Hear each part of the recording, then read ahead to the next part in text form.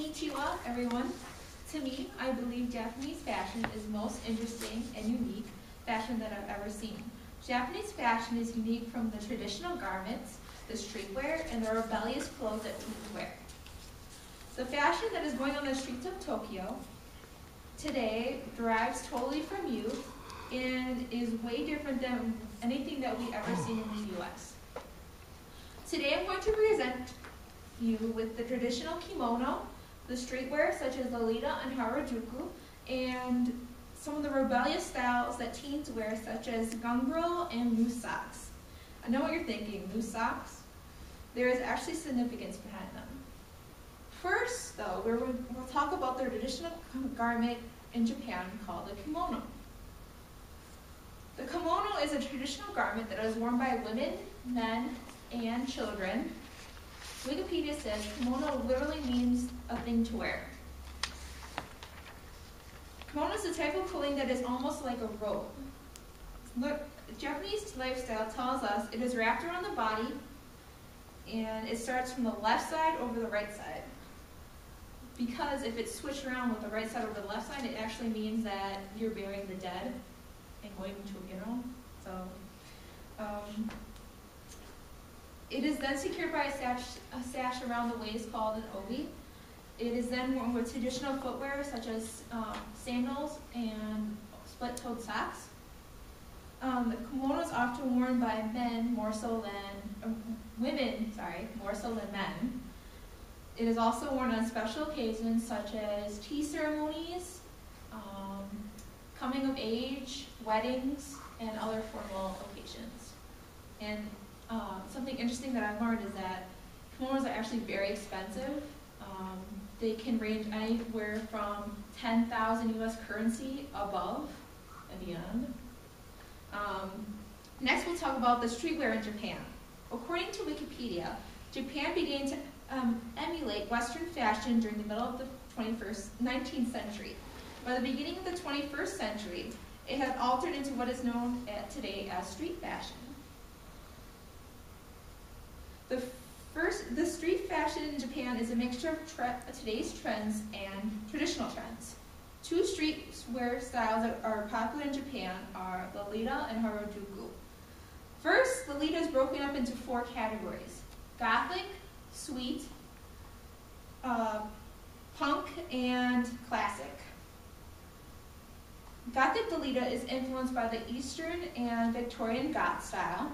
Sweet Lolita is a baby doll type of look. Punk Lolita is obviously punk and Lolita mixed together, but it's sort of like destructive looking. And classic Lolita is mostly businesslike. Interestingly, Harajuku is not totally a style of clothing. It actually is a place in Japan where teenagers come together and wear their different styles of clothing for social purposes, which is based off the website Harajuku Style. Harajuku is the fashion capital. It is not only a social area, but it's also a shopping district. Harajuku is infused with many looks and styles to form a type of dress. There is punk style in Harajuku, ganguro, and cosplay, which is a costume-based style, and urahara, which is mostly men-populated trend. It's who have an interest in hip-hop, graffiti, and skater fashion, and also visual kei, which was started by Japanese bands. Now we'll talk about the rebellious clothing that teens wear. Socks is just a baggy sock that is, a loose sock is just like a baggy sock that is popular with high school Japanese girls. Japanese schools are very, very strict in their dress code, so the high school girls decided to rebel against them, and by introducing to the schools the loose sock look. Some schools did continue to forbid the loose socks. Girls then decided that, hey, well, I guess we'll follow school rules then. So they decided to wear the socks that they wanted them to wear, and then after school was over, and once they got off campus, they would actually change their socks. So,